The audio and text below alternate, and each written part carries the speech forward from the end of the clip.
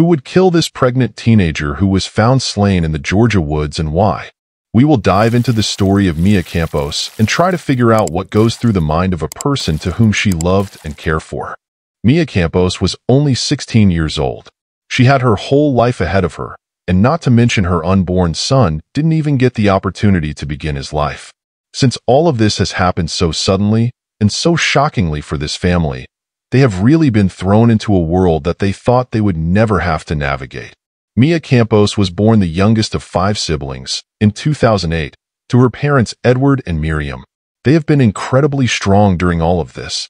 They live in Loganville, Georgia, about 45 minutes east of Atlanta. Mia's dad, Edward, was actually at one point a DJ, and while Mia was growing up, she took a similar liking to music. In fact, as a young teenager, she already started playing music at birthday parties and other events. This made her father so proud to see her to start walking in his footsteps. She was just a happy person all the time, and that is how they're always going to remember her. She was a happy girl. She was always happy, always dancing. She loved music. She loved dance. She was everything. Happy all the time. According to her mom, Mia was not someone who made enemies. In fact, it seems like it was quite the opposite. She was someone who just had a genuinely good heart and a contagious smile, and it made her just an easy person to be around. She was even said to be popular among customers at Dunkin' Donuts, which is where she worked. The most important thing about Mia that you need to know, and it was the most relevant thing going on in her life at the time, is the fact that in July of 2024, she was 7½ months pregnant. She was getting ready to welcome her son into the world, and she had already picked out a name for him, Sebastian. She and Sebastian should be here today. When Mia actually became pregnant, she was 15 years old, which is obviously very young. Mia's family at first was shocked, and they were scared, and every family handles and reacts to a teen pregnancy so differently. But one thing about this family is that they made the decision to support Mia and love this new member of their family, no matter what the circumstances were around her pregnancy were. When they first found out, they all got on board and gave her nothing but love and support throughout her pregnancy, even when Mia's brother, Alexis, who was very close with Mia, when he found out, he said he felt angry, upset, and even disappointed, which are all valid feelings to have. As time went on, they got more comfortable with the idea and realized that this was a blessing for them in a lot of ways. They just wanted to do everything they could to help her through this time and help her to navigate motherhood at such a young age. The Campos family is incredibly loving, incredibly close, and strong, and they would do literally anything for Mia, and if that meant getting on board and just supporting Mia. At the end of the day, no matter what, they were prepared to do that. Well, we found out when she was pregnant. My wife, she was the one, she got pregnant. First, we was kind of upset because, 15 years old, it's like, it's normal. It's not normal for kids, to get pregnant at that age. But I was angry. I was upset. But 2 months later, when I see the belly, is getting bigger and bigger and bigger, I just fell in love with my grandchild, and I told her, you know what, Mija? You got our support, like a parents. You got 100% support, from your mom and myself. And it's like, don't worry about it. I say, you don't need anything, nobody, you don't need anything else from nobody. I said, you be good. Everything is good. Everything's going to be fine. I was angry. I was really upset. I was really disappointed. I was mad. I wanted to find out where he lived and, do whatever a big brother has to do when they're mad. But I thought about Mia and I thought, I can't do that to her. I didn't want her to think that she made a big mistake. This really shows their love for Mia. There are so many teenagers out there who wouldn't get that same support from their family, and it's just amazing to see that even though this was a challenging time, they were up for the challenge. It was grateful that Mia had their support for many reasons, but especially because there was one person who didn't seem to want to support her, and that's the baby's father, Jesus Monroy. Jesus and Mia were first introduced by Mia's brother Alexis. Jesus was 19 years old, so Alexis wasn't even thinking anything would happen because he was so much older than his sister. Jesus wasn't a central person in their lives that it came as such a shock when they found out that he had gotten Mia pregnant. Nobody in the Campo family even knew that Mia and Jesus had been seeing one another until she announced her pregnancy. The way I see the story, they didn't have a good relationship in the beginning. it sounds like it was like maybe one time night that, they had whatever they had to do, and that's how he got pregnant, but really they didn't have a good relationship because they never be around together. I mean, he came to the house to pick her up to go to the doctor's appointment because she was pregnant and drop her off, and it's about it. I didn't think much of it, because I knew he was older, so he wouldn't try anything. And then I didn't really know much about them up until when I found out that she was pregnant by him up in, I think it was February or January. According to Mia's family, Jesus did not want to take responsibility for his son, as you just heard. Edward said he would come around here and there and take her to a few doctor's appointments, but there didn't seem to be much interest or really excitement beyond that, which for many families would rightfully make them very angry and disappointed. All of those things. For the most part, it doesn't seem like that was necessarily the case. They made it super clear to him that he was not being forced to stay in the baby's life, or even Mia's life, and that they truly didn't need him. Mia herself, of course, wanted him to be in the picture, and wanted his help and support with their son, and she wanted her son to have his father in his life. Edward actually gave Jesus the opportunity to just completely walk away. He actually told him that he needed to either man up and be a father and be in the baby's life, or he needed to leave, because quite frankly, like, they did not need him. And for as much as Edward wanted Jesus to walk away, he also respected what Mia wanted, which was for him to be part of their lives. And I was like, you know what? And that's how I told Jesus in front of his mom and his dad. I said, you know what? I said, either you be a real man or you walk away. I said, but I prefer if you walk away. But like I said, Mia, her wisdom was for him to be part of baby's father. The way he made me feel, he was more interested in economy, money-wise. I guess he was not ready. But it's like I was telling him the other day, when I met him the second time, I say, if you think you're not going to be a good father, just walk away. And I handle my daughter and my grandchild. Because we don't need you. All of that really just tells you so much about this family. That they were willing to just let him off the hook, walk away completely, and take the responsibilities on for him, and for Mia's sake and for Sebastian's sake. Which is why what ends up happening is just so beyond frustrating. On July 14th, 2024, Mia was 7.5 months pregnant, and she and her family were preparing for the final stretch of her pregnancy. In fact, that day she and her mom had gone shopping for things for her baby shower, and it could not have been a more normal morning and afternoon. Even that night seemed to be very typical for them. They were spending the evening together, just hanging out as a family, and there were truly no warning signs that Mia's life was in danger. Before 10:30 p.m., Mia let her brother know that she was headed out for a few minutes to meet Jesus, and that the two of them were going to run to a nearby Quick Trip gas station and grab some snacks. This was actually a pretty common thing for them to do, and therefore, when she told her brother she was going to do this, Alexis didn't really think anything about it. Edward and Miriam were actually unaware that she was leaving, and at 10:31 p.m. the family's Ring doorbell camera captured Mia walking out of the door for the very last time. It didn't take long for everyone to realize that something was wrong. When Mia didn't come back home after 30 to 45 minutes for a little excursion that should only have taken like 10 to 15 minutes, everyone in the house grew extremely worried. This shows how concerned and aware they are of each other. For them to notice such a small time discrepancy and already start raising the alarm so quickly. One by one, they began calling her, and when that was unsuccessful, they decided to call Jesus. When they did call him, he did answer, but he said that he hadn't seen or even talked to Mia since the day before, which of course didn't make any sense, because Mia had told her brother that she was going to be with Jesus. The fact that he was saying he hadn't seen her, and that they weren't together, was alarming to them right away. We know now that investigators believe he was lying, but at the time her family was super concerned and confused as to where Mia was and who she was with. Edward actually asked Jesus to come over, and he did. He also brought his father along with him. It wasn't long until they had a pretty solid lead. It turns out that Mia had her location enabled on the Life 360 app, and using that, her parents were able to gather some critical information.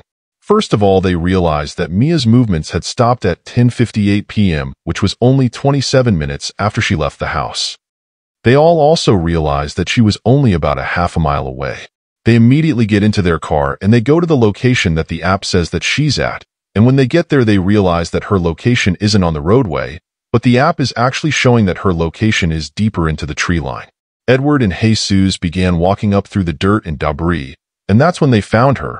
Well, actually, that's when Jesus found her. Mia was found 20 to 30 feet from the roadway, face down and not breathing. Her nose was slightly bleeding, but there were no major signs of trauma. Immediately, Edward starts trying to do CPR, and unfortunately, it was clear very quickly to him that he was too late to save her, and to save her baby boy. When did you start to realize that something was off, when Mia wasn't coming home? It was probably around, let's say, 10:45. By 11:15. That's when we started worrying, like, well, I mean, to go to the Kutrin combat, you're looking maybe not in even 30 minutes. That's when we start calling, because I called Mia and she didn't answer. Her mom called Mia, she didn't answer. My son called Mia, she didn't answer. And then we had to call another friend. She was real close with him, and he called her, and still she didn't answer. That's when we called Jesus. She was with him. She said no, I was at the house. I haven't talked to her. I haven't seen her since Saturday morning, that was another lie. And then he came with his father and said, like, well, if Mia, she's not with you, so where is she? I said, well, I don't know. I haven't talked to her. And that's when Asha came and showed me the app on her phone. And it's like, well, he's right here around the corner. So everybody jumped in the car and we went out there and looking for her. He was the one that he found her first, but because when we turned to the right side, because the app, he knew I was getting real close to her. And he just jumped real fast. He just jumped and he said, well, I already found her. She's right here. She's right here. And then that's when I told my daughter, and it's like, what's wrong with you? What's wrong? I said, wake up. And I started doing, CPR, and I couldn't get a response. And then I put my fingers on her neck. There was no pulse. And it's like, no, I said, wake up, please wake up. And by the time I grabbed her hands, she was already cold. Mia was found at 12:50 a.m., and by 1 a.m., emergency services had arrived on the scene. Officers were told by Mia's family that she had left the night before with an unknown person, because by this point, they had been told by Jesus that she wasn't with him, which is why in the early reporting on this case, you'll actually see it mentioned that Mia was lured out of her home by an unknown person. Investigators didn't take long to connect the dots right back to Jesus. In those early morning hours of July 15th, the Campos family says that Jesus was not acting the way that they would expect someone to act after having just found the mother of their unborn child, and their child dead. At one point it said that he had just fallen asleep in his car, and then at other times he was very quiet, and seemed to be completely unemotional. Was he showing any emotion? Did he seem to react in a normal way? No. It was like cold-blooded. He was like, oh, well. Because if that was the father if he was the baby of the father, or I'm the father of the baby, I'm going to react differently. I'm going to react crazy. I'm going to cry. I'm going to like, what happened to my baby? Nothing. Because he knew. He knew what he did. If that was not strange to you, listen to this. Alexis says that he was sitting next to Jesus on the side of the road while police were arriving on scene. And allegedly Jesus leaned over to him and asked him not to tell the police that he was the father of the unborn child. Later, once the police arrived to the scene with the medical examiners and everybody else, I sat next to him because he was on the sidewalk away from mostly everything. And the first thing he told me was, do me a favor, don't tell them that I'm the one that got me pregnant, that I'm the father of the son. And the first thing I told him was, that's not important right now. This is more important. And I told him he's really ignorant for thinking that instead of being more worried about Mia and his son, I carry a lot of guilt because I was the last one who saw her. And if I knew, I would have, could have, and I should have stopped her from leaving. But since it was such a normal thing, I didn't think much. And I carry most of the guilt because if I knew, then she would still be here. He wasn't just acting strange to the Campos family. Reporting on this case states that he was also being evasive and straight up lying to the police as well. According to an article from Court TV, police described their first encounter with Jesus as hesitant to tell the officer who he was and how he knew Mia. This isn't surprising considering what he allegedly said to Alexis, But apparently to the police he just said that he was a close friend of the family and did not share that he was the baby's father. Marisol, Mia's sister, was actually standing next to him during this interaction, and she decided to speak up because she knew that he, of course, wasn't giving the full truth. In Spanish, she told him that he needed to, quote, tell the truth and not to lie. But after that, he decided he was done speaking. He didn't stay silent. Days later, on July 17th, when he was brought in for a follow-up interview, and because he continued to lie to investigators, he was arrested for making false statements. By this point, an autopsy had been completed and a medical examiner ruled that Mia's death was the result of a homicide, and that her exact cause of death was asphyxiation. At first in reporting, there was no mention of Jesus being considered a suspect in Mia's murder, but then on July 23, 2024, he was charged with malice murder, felony murder, feticide, and aggravated assault in the killing of Mia Campos and her unborn baby. According to Edward, despite the fact that Jesus lived approximately 20 minutes away from their house, he seemed to arrive much quicker to their house when Mia was missing. Obviously, that felt strange to him, because if he were truly at home like he said, it would have taken him longer to get there. Not to mention he felt like it was pretty strange that his father also came with him, because at that point she was just missing and they weren't sure if anything had happened, so he just felt weird about it. Of course, he wonders if it's possible that Jesus had shared something with his father about what had happened. And again, this is just what Edward thinks. There is no statement from the authorities about this.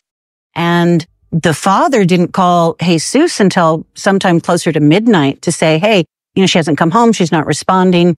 And he came right over with his father, which Mia's father thought was a bit of a red flag. Why are you here with your dad?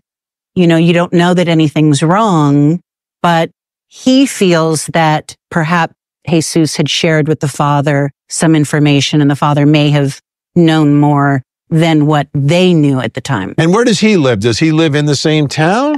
In the same general area, but the family told me that he lived about 20 minutes away. That was another sort of red flag for Mia's father when he called Jesus and said, we haven't seen her. We need you to come help us find her. He showed up pretty quickly. And the father thought that was odd. Meaning that he wasn't home. Right, like he had said. He said, I was at home, I wasn't with her. And the father's like, well, you got here awfully quick with your dad, so, And he has his own car, we believe. Yes.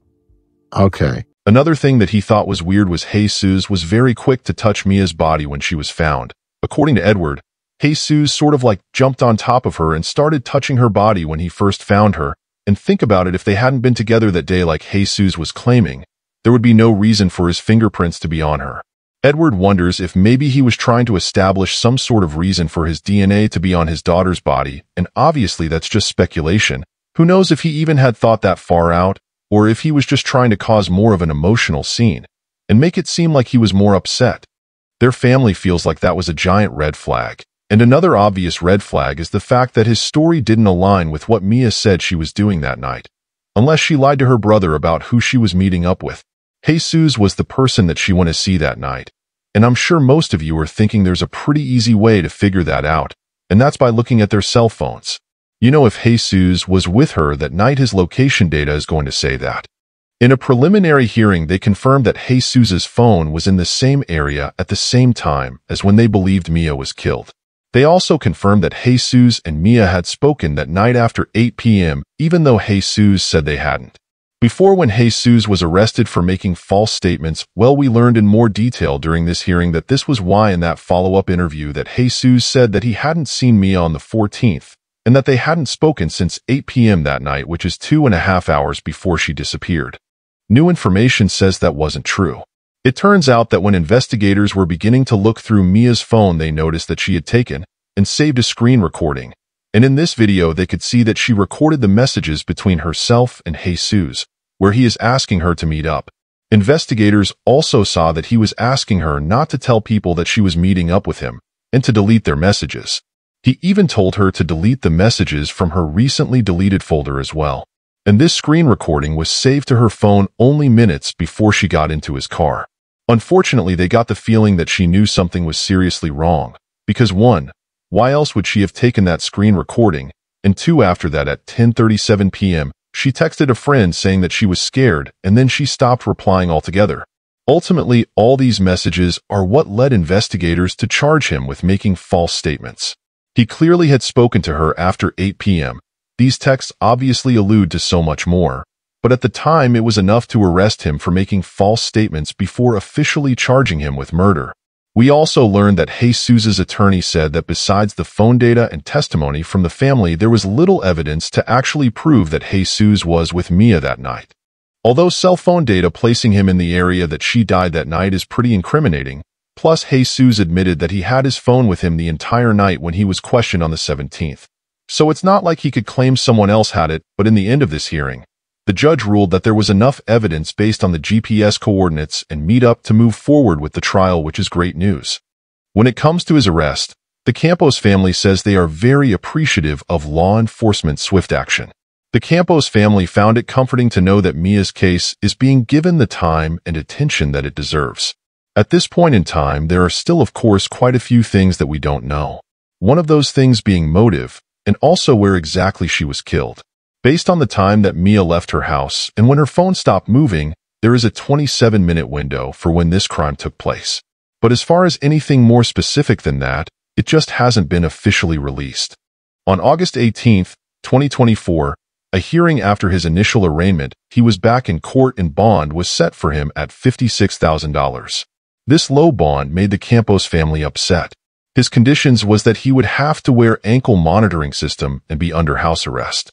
He had to turn in his passport as well. His trial date is pushed out and set for early next summer in 2025. Please join us again next time for another true crime episode. Until then, please be safe and watch out for others as well as yourself.